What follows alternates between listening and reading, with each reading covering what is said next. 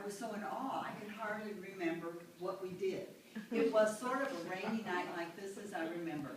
And ever since I was a freshman at Shortridge High School, I had heard of Dan Wakefield, Dick Luger, and their mentor, Kurt Vonnegut.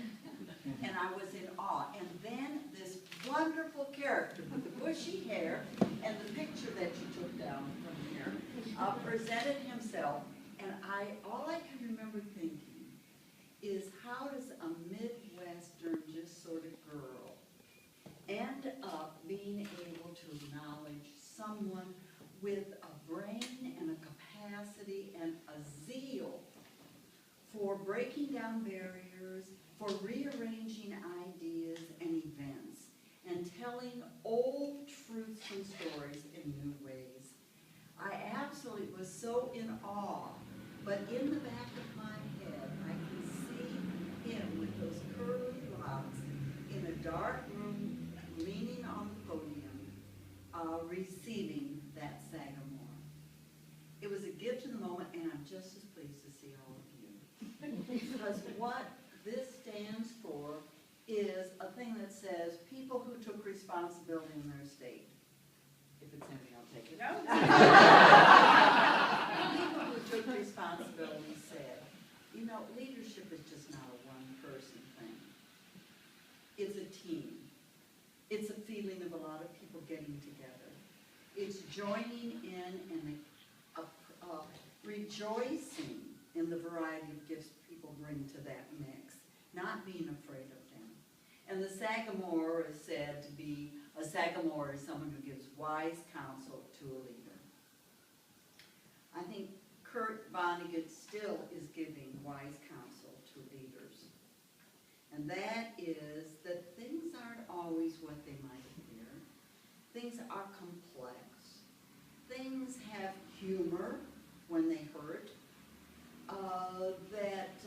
Looking at things in new ways is stimulating and important. When we have leaders that talk about my way or no way, no compromise, let's have forms that everybody has to comply with, we know we have problems.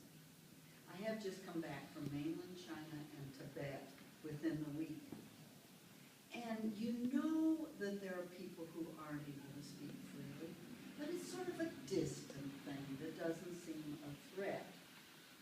But when you actually see someone standing next to you who's maybe shared meals with you for a week, who feels a threat when they're asked a question about policies in their country, or when we're going to Tibet, why is this difficult to get across the border?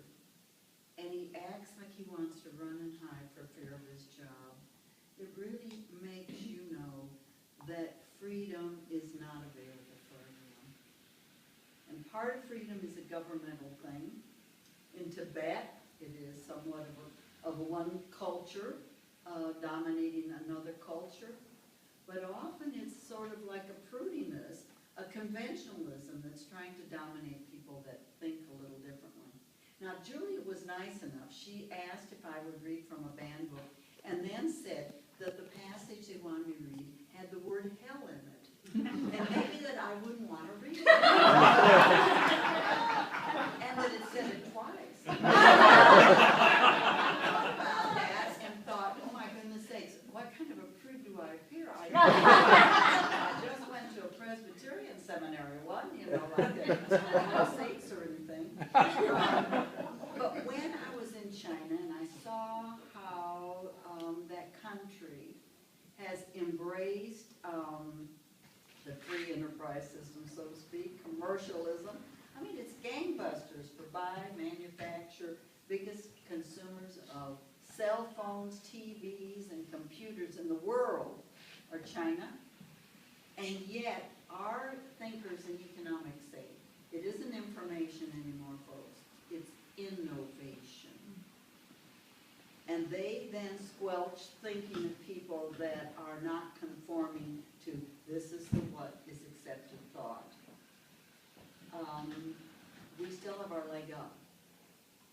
We still can outpace as long as a nation and a people. We think innovation, diversity is a wonderful thing. I don't understand everything in Kurt Vonnegut stuff. I refreshed some of the things from Slaughterhouse-Five today, and I said, no wonder I didn't get in college. I hardly get it today. But that almost makes my stand for open knowledge for everyone stronger. Because that old thing I remember as a kid, I thought was so profound and felt profound saying is that I don't believe a thing you say, but I will defend to the death of me. You're right to say it. I think Kurt Vonnegut is today's gospel, and I'm saying that, and he still speaks to us through his books.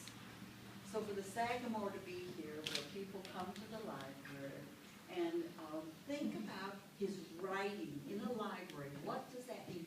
Words matter. Words matter. They are powerful, and they need to be allowed and not seen as a threat. So I'm so glad. Thank you, ACLU. And over, and I'll take it now. Thank you.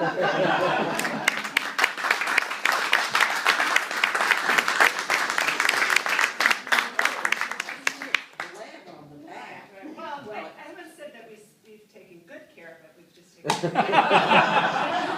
I just want to say that we at the ACLU were honored to have the opportunity to take care of this temporarily until it's found its true home.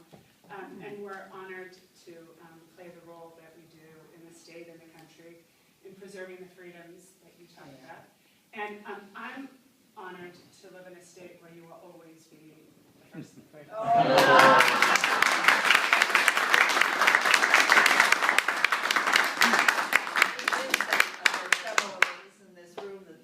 Of year I've only met at political rallies. This is an unusual thing. But even political rallies are talking about how people think we ought to get along and what stimulates people to get along and to progress. And rightly so, that many of us in this room have been involved in things that deal with government. Yeah, I believe that. All right, thank you. Is this? Can I make, I didn't ask permission for this before, but can I share with the audience what you said when I told you there was a chance the microphone might be reading the same night that you were reading? Oh gosh, I don't know what I said, but I hope So if I worried about her reading Hell and the book, then I had to ask her if it was okay if Michael Moore could read the same night as she was going to read. At the time, his schedule was different, so we thought he was going to be reading tonight. But I wanted to clear it with Judy first, and so I said, would you mind if Michael Moore reads along with you that night? And she said, not only would I not mind, I'm going to be disappointed that he didn't show up in person. That is true. That is true. Although I did see someone with a baseball cap. All right. All right. This is the 10th chapter in To Kill a Mockingbird. And it's interesting to me that this is what you would pick out for me to read because in my limited exposure to literature and movies and stuff, To Kill a Mockingbird among my family members when we get together and talk about what you read lately, I mean, it is just, wow, who would think that you put it behind bars and can't let anybody read? So to think that maybe some of the thoughts that we're going to read here, some of the things that cause people to have hesitation, is a real shocker kind of thing. So this is in the 10th chapter. Atticus was feeble. He was nearly 50. When Jen and I asked him why he was so old, he said he got started late, which we felt reflected upon his abilities and manliness. He was much older than the parents of our school contemporaries, and there is nothing Jen and I could say about him when our classmates said, my father. Jen was football crazy. Atticus was never too tired to play keep away, but when Jen wanted to tackle him, Atticus would say, I'm too old for that, son. Our father didn't do anything. He worked in an office, not in a drugstore. Atticus did not drive a dump truck for the county.